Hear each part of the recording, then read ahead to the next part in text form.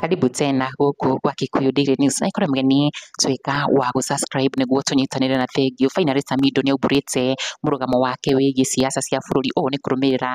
gũtũngio punishment thutha wake kũnyitanĩra na mwena wa mũng'ethanĩro na kũina rwĩmbo rwa One Time harĩa tuonire akĩheo transfer ya must athiĩ kambĩ ya thigari mwena wa Baringo kũrĩa atanyĩtwo kũnyitanĩra na abithaa angĩ kũhĩtanĩra kana kũng'ethanĩra na ũici wa mahiũ oho na mbatoni cia bandit iria ihitanaga na ũici wa ng'ombe na mbũri. Na thutha wa Samido kwamũkĩra transfer kuma kũrĩ rũhonge rwa National Police Service nĩ arekereirie ndũmĩrĩri ya kũmakania ĩrĩa yatigire gĩkundi kĩnene kĩa mafans make megĩgĩire Samido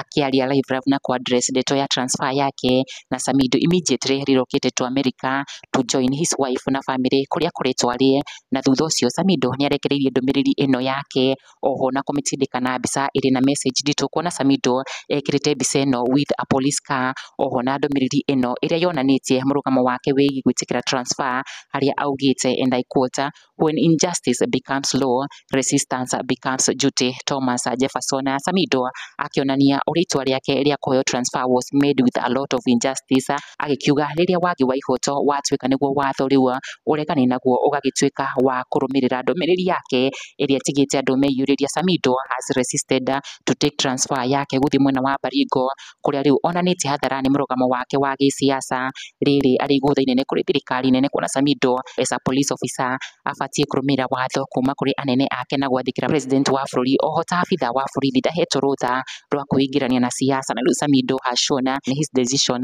kũrĩa athiĩte na mbere gũtabania show ciake cia mũgithi mabũrũri ma nanja arĩ London, UK na America, oho akĩonania gũkenera gũkorwo hamwe na twana twake harĩa rĩu Samido onanĩtie ikinya rĩake rĩa gĩsiasa. Samido akĩonania political interest yake kũrĩ kũhĩtahĩtanĩra gĩturwa kĩa mũjumbe wa Oljororo kaunti-inĩ ya Nyandarua, na ũũ nĩ thutha wake gwĩkĩra poster ya gũkũngũĩra mũthĩ wa Eid Mubarak harĩa ekĩrĩte tagline yake ta Oljororo 001. Oho nĩ ũmwe wa Kikuyu celebrities na mũini ũrarĩ wa mbere gwĩkĩra the trending cousin slugger ĩrĩa yumanĩte na ũrĩa warĩ mũnini wa president na nĩwe mũtongoria wa kĩama kĩerũ kĩa DCP Rigathi wa Gachagua. Rĩu Samido akĩonania mwerekera mwerũ wake wĩgiĩ kwĩingĩrania na siasa na kũrũgama gĩtĩ kĩa mũjumbe wa Oljororo na kĩama kĩa DCP, being among the first persons onekanĩte ekĩrĩte branded t-shirt ciandĩkĩtwo hi cousins, tũkĩmwendithĩria all the very best. Kikuyu Daily News, subscribe.